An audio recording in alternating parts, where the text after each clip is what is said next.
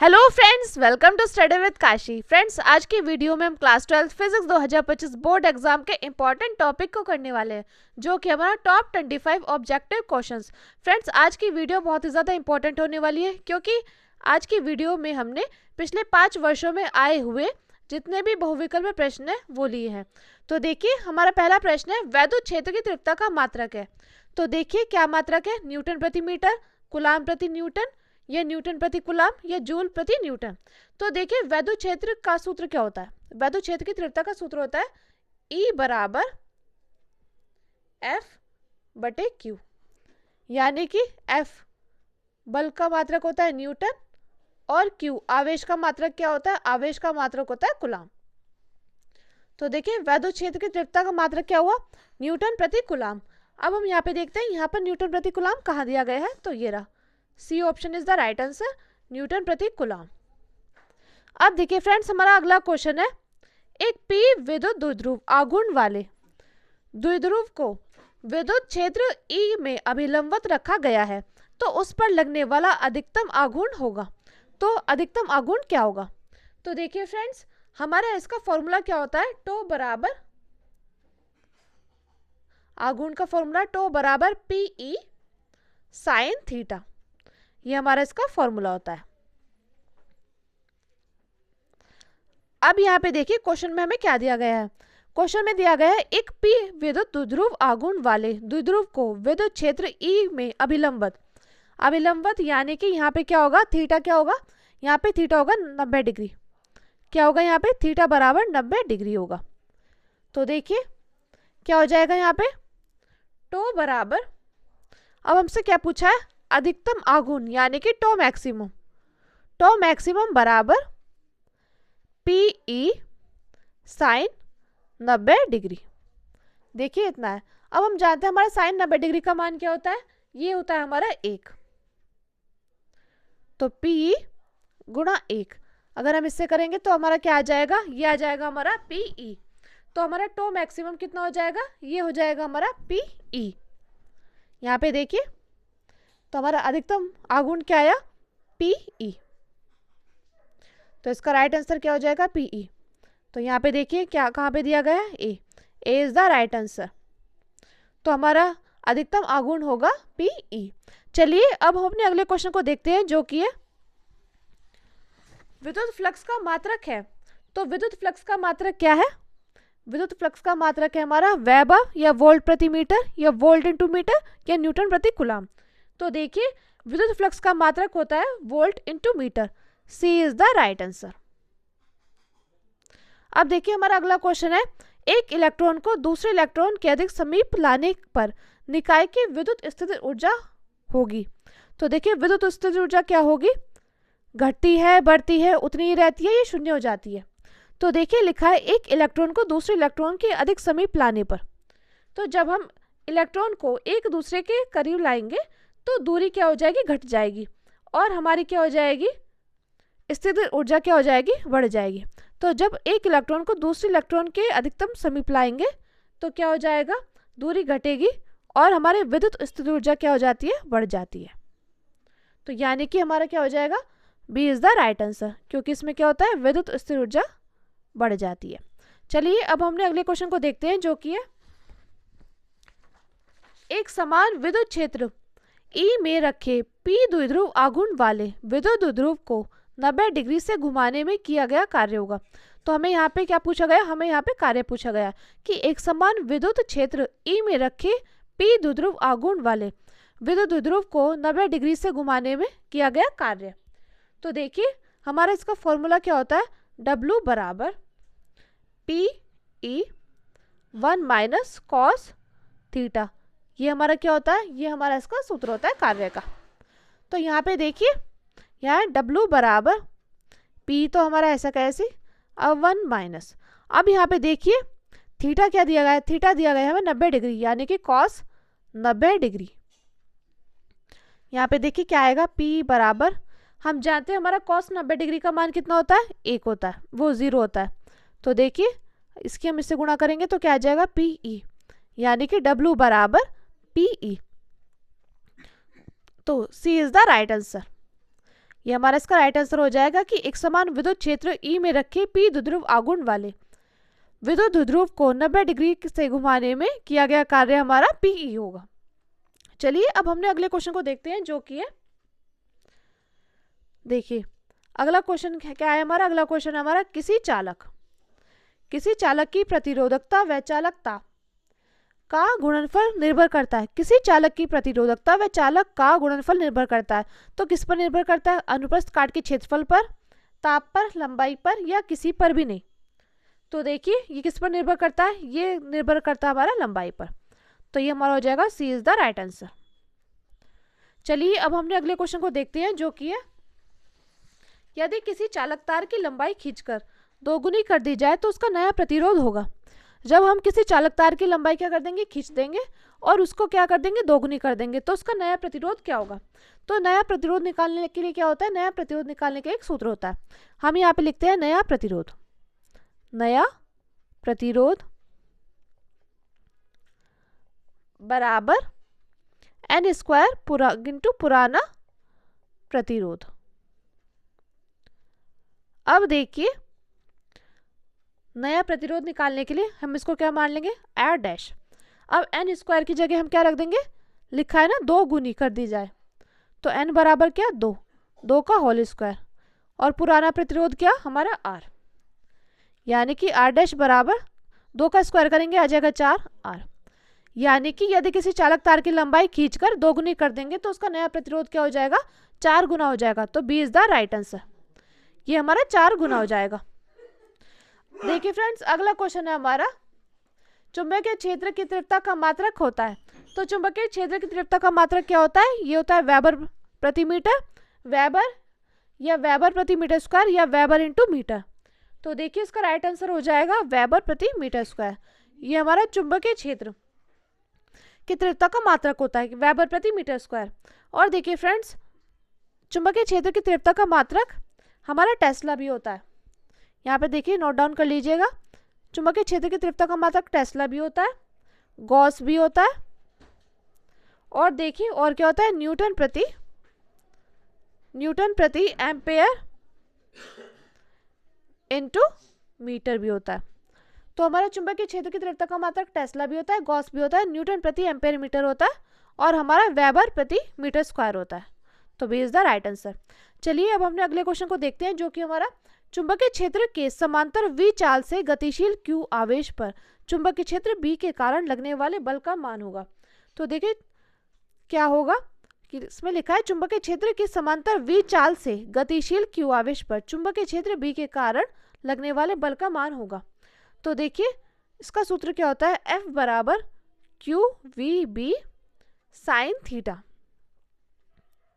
Sign theta क्या होता है? साइन थीटा इसका सूत्र होता है F बराबर Q V B sine theta. अब इसमें क्या लिखा है?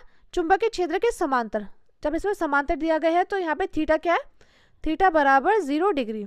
तो यहाँ पे हो जाएगा F बराबर Q V B sine 0 degree. और हम जानते हैं हमारा साइन 0 डिग्री का मान कितना होता है? 0 होता है। तो यहाँ पे F बराबर क्यू वी बी इंटू 0, जब हम इसके से गुणा करेंगे तो क्या आ जाएगा? 0 आ जाएगा, यानी कि हमारा बल क्या लगेगा? यहाँ पे हमारा बल 0 हो जाएगा। तो D is the right answer. चलिए अब हमने अगले क्वेश्चन को देखते हैं, जो कि है, देखिए अगला क्वेश्चन है हमारा, चल कुंडली धारामापी की सुग्राहिता में वृद्धि की जा सकती है। तो कैसे वृद्धि की जा सकती है? कुंडली का क्षेत्रफल घटाकर, कुंडली में फेरों की संख्या घटाकर, या कुंडली का क्षेत्रफल बढ़ाकर, या चुंबकीय क्षेत्र का मान घटाकर। तो चल कुंडली धारामापी की सुग्राहिता की में वृद्धि की जा सकती है। तो कैसे की जा सकती है? ये देखिए कुंडली में क्षेत्रफल बढ़ाकर इसकी सुग्राहिता में वृद्धि की जा सकती है। तो हमारा C is the right answer. Friends ये क्वेश्चन बहुत ही ज्यादा इंपॉर्टेंट है और ये बार बार आपकी बोर्ड परीक्षा में पूछा गया है, तो इस पर स्टार लगा लीजिएगा। चलिए अब अपने अगले क्वेश्चन को देखते हैं, जो कि है, लेंज के वैद्युत चुंबकीय प्रेरण के नियम के अनुसार किस नियम पर आधारित है? यानी कि लेंज के विद्युत चुंबकीय प्रेरण का नियम किस नियम पर आधारित है? आवेश के संरक्षण पर आधारित है, चुंबकीय फ्लक्स का संरक्षण पर आधारित है, ऊर्जा का संरक्षण पर आधारित है, या संवेग का संरक्षण पर आधारित है? तो देखिए हमारा किस पर आधारित है? ये हमारा ऊर्जा के संरक्षण पर आधारित है, यानी कि सी इज द राइट आंसर। तो लैंज के विद्युत चुंबकीय प्रेरण के नियम हमारा ऊर्जा का संरक्षण नियम पर आधारित है। ये भी मोस्ट इंपॉर्टेंट क्वेश्चन है और बार बार आपकी बोर्ड परीक्षा में पूछा गया। चलिए अब हमने अगले क्वेश्चन को देखते हैं, जो कि है विद्युत चुंबकीय तरंगों की प्रकृति होती है। तो विद्युत चुंबकीय तरंगों की प्रकृति कैसी होती है? अनुप्रस्थ होती है, अनुदैर्ध्य होती है, या अनुप्रस्थ और अनुदैर्ध्य दोनों होती है? इनमें से कोई नहीं। तो हम जानते हैं कि हमारे विद्युत चुंबकीय तरंगों की प्रकृति होती है अनुप्रस्थ। तो ए इज द राइट आंसर। ये फ्रेंड्स क्वेश्चन बहुत ज़्यादा इंपॉर्टेंट है और आपकी बार बार बोर्ड परीक्षा में पूछा गया। अब अगला देखिए, निम्न में कौन सी विद्युत चुंबकीय तरंगे नहीं है? तो अल्फा किरणें, गामा किरणें, अवरक्त किरणें या एक्स किरणें। निम्न में से कौन सी क्या है, कौन सी विद्युत चुंबकीय तरंगे नहीं है? तो कौन सी नहीं है? अल्फा किरणें। अब इनमें देखिए क्वेश्चन ये भी पूछा जा सकता है कि विद्युत चुंबकीय तरंगे कौन सी हैं? तो अवरक्त किरणें भी हैं, एक्स किरणें भी हैं, गामा किरणें भी हैं। इस क्वेश्चन से आपके दो क्वेश्चन तैयार हो रहे हैं कि निम्न में कौन सी विद्युत चुंबकीय तरंग नहीं है? तो देखिए अल्फा किरणें, और देखिए विद्युत चुंबकीय तरंगे कौन कौन सी है? अवरक्त किरणें, एक्स किरणें और गामा किरणें। तो हमारा अल्फा किरणें नहीं है, क्योंकि ये क्या है? हीलियम नाभिक के एक आवेशित कण है। अल्फा किरणें क्या होते हैं? हीलियम नाभिक के आवेशित कण, नाभिक के आवेशित कण ये होते हैं। और हमारी विद्युत चुंबकीय तरंगे अवरक्त किरणें, एक्स किरणें और गामा किरणें। और देखिए ये क्वेश्चन आपसे 2023 में पूछा गया था, फिर 2024 में क्वेश्चन पूछा गया कि विद्युत चुंबकीय तरंगे कौन सी हैं? तो उसमें आपका आंसर था गामा किरणें। तो आपको पता होना चाहिए कि विद्युत चुंबकीय तरंगे गामा किरणें, अवरक्त किरणें, एक्स किरणें और नहीं है तो अल्फा किरणें नहीं है। चलिए अब अपने अगले क्वेश्चन को देखते हैं, जो कि हमारा किसी दर्पण की फोकस दूरी f तथा वृत्त त्रिज्या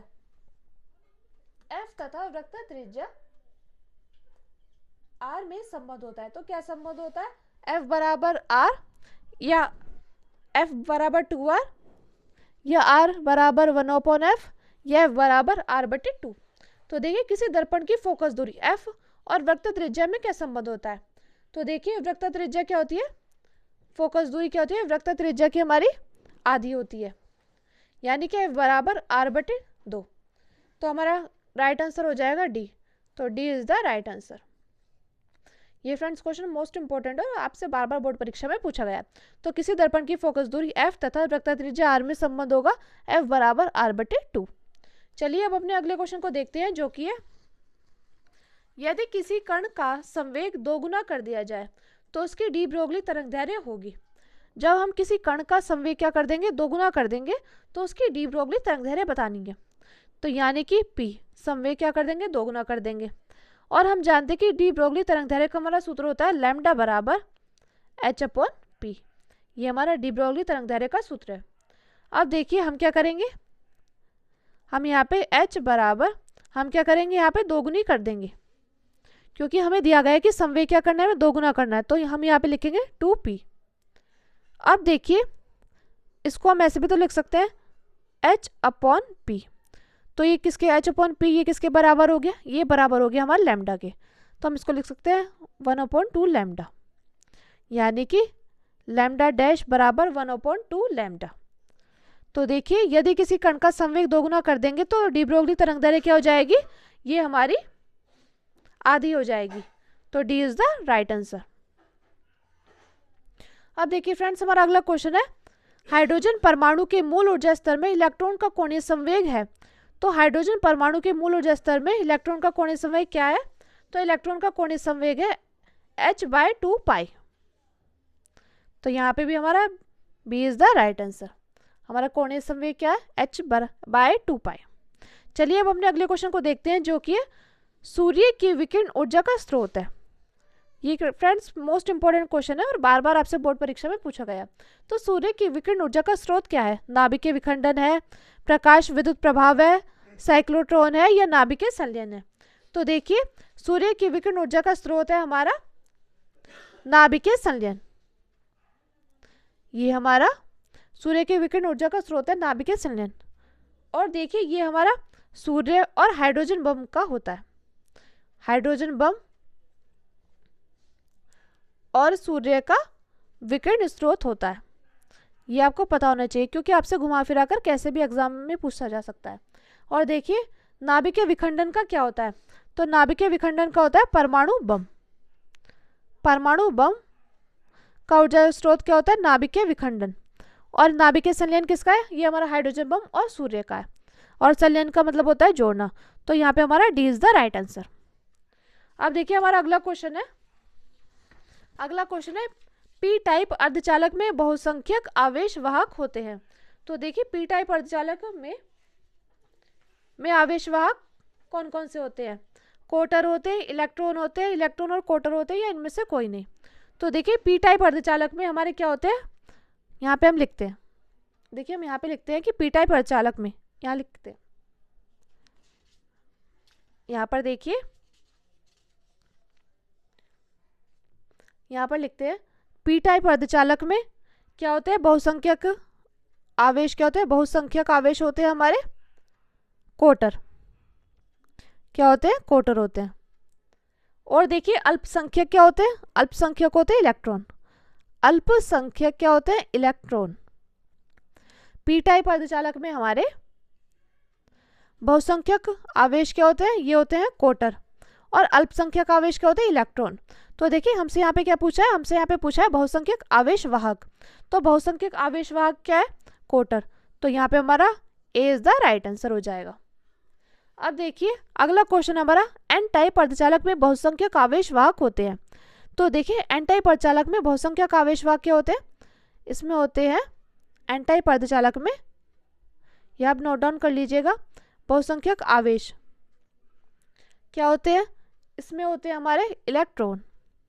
और अल्पसंख्यक क्या होते हैं? अल्पसंख्यक आवेश होते हैं हमारे कोटर। तो देखिए यहाँ पे क्या क्वेश्चन है? एन टाइप अर्धचालक में बहुसंख्यक आवेश वाहक होते हैं। तो बहुसंख्यक आवेश वाहक क्या होते हैं? इलेक्ट्रॉन होते हैं। तो ये क्या हो जाएगा? ये हो जाएगा हमारा B is the right answer, electron.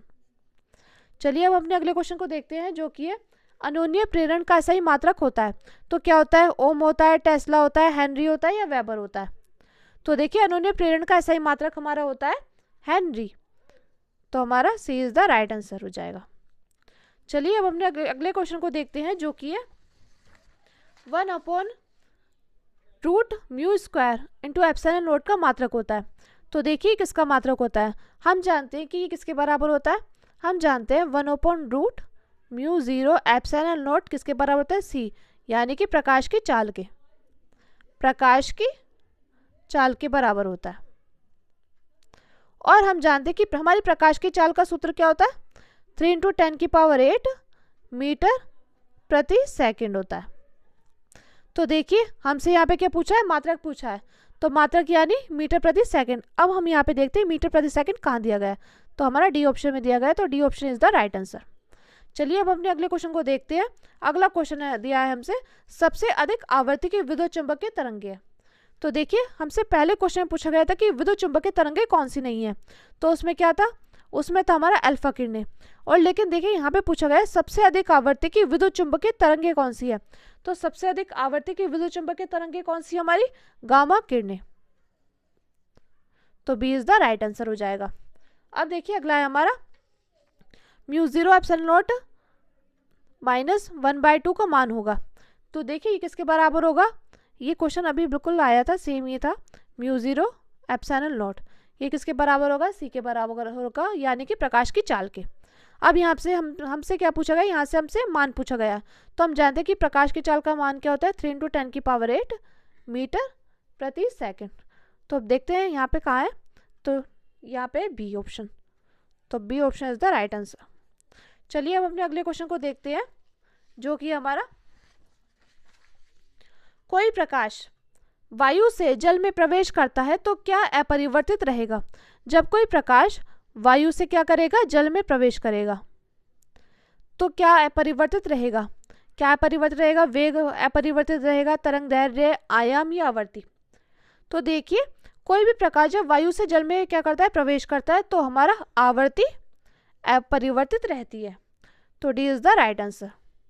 अब देखिए फ्रेंड्स हमारा अगला क्वेश्चन है फोटोन की ऊर्जा का सूत्र होगा।